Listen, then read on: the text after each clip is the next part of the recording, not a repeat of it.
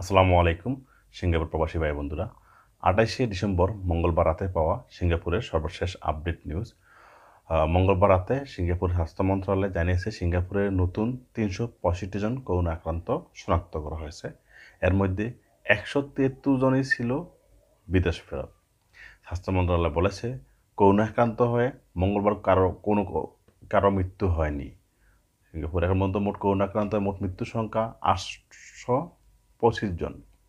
সোমবার 280 জন শনাক্ত করা হয়েছিল, তা বেড়ে মঙ্গলবার দাঁড়িয়েছে 365 জনে। 17 ডিসেম্বরের পর একদিনে সর্বোচ্চ সংখ্যক করোনা আক্রান্ত শনাক্ত করা হয়েছে। নতুন আক্রান্তদের মধ্যে 191 জন ছিল কমিউনিটির, একজন ছিল ডরমিটরির বাসিন্দা। স্বাস্থ্য মন্ত্রণালয় তাদের ওয়েবসাইটে আলাদাভাবে বলেছে যে মঙ্গলবার 134 জন ওমিক্রন ভেরিয়েন্টে পজিটিভ শনাক্ত করা হয়েছে।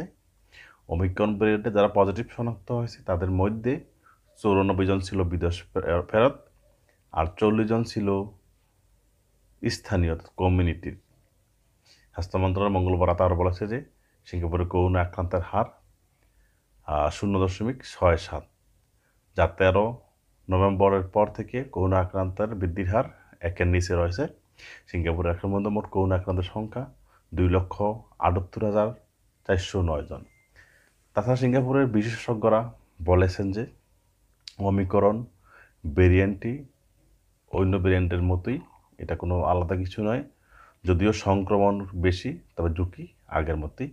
সেই কারণে তারা সিঙ্গাপুরে যে কমিউনিটিতে ওমিক্রন ভেরিয়েন্টের কেউ পজিটিভ হলেও তাদেরকে আলাদাভাবে চিকিৎসা সেবা দেওয়ার প্রয়োজন নেই। প্রথম বলা হয়েছিল যে ওমিক্রন ভেরিয়েন্টে কেউ পজিটিভ হলে বা ওমিক্রন ভেরিয়েন্টের কেউ ক্লোজ কন্ট্যাক্ট হলে তাদেরকে ডেডিকেটেড ফেসিলিটিতে নিয়ে যাওয়া হবে, যেহেতু গবেষণা করে দেখা গেছে যে ওমিক্রন ভেরিয়েন্টটি তেমন মারাত্মক ক্ষতিকর নয়। সেই কারণে তারা অন্য অন্য ভেরিয়েন্টের মতোই, ডেল্টা ভেরিয়েন্টে যেমন পজিটিভ হলে হোম রিকভারি সুবিধা পাওয়া যেত, ওমিক্রন ভেরিয়েন্টে পজিটিভ হলেও হোম রিকভারি সুবিধা দেওয়া হবে। তাছাড়া আরেকটি তথ্য আপনাদের সাথে শেয়ার করে রাখি, সেটা হলো যে গতকালকে আমি একটা পোস্ট শেয়ার করেছিলাম, একজন ভাই অসহায় ভাইয়ের ইনবক্সের তার পোস্ট। সেই ভাইয়ের পাশে অনেকে দাঁড়িয়েছেন, তাদের সকলকে অসংখ্য ধন্যবাদ জানাতে চাই এই ভিডিওর মাধ্যমে। হয়তো আমি অন্য সময় ওই ভাইকে বলেছি যে একটা ভিডিও করে দিয়ে সবাইকে ধন্যবাদ জানানোর জন্য। অনেক ভাই তার পাশে দাঁড়ানো মেসেজ করেছেন, তার সাথে কল দিয়ে কথা বলেছেন। আসলে আমরা মানুষ যদি একজন একজনের পাশে দাঁড়াই তাহলে কিন্তু কোনো সমস্যাই থাকে না। চেষ্টা করবো যার যার অবস্থান থেকে একজন আরেকজনের পাশে দাঁড়ানোর জন্য।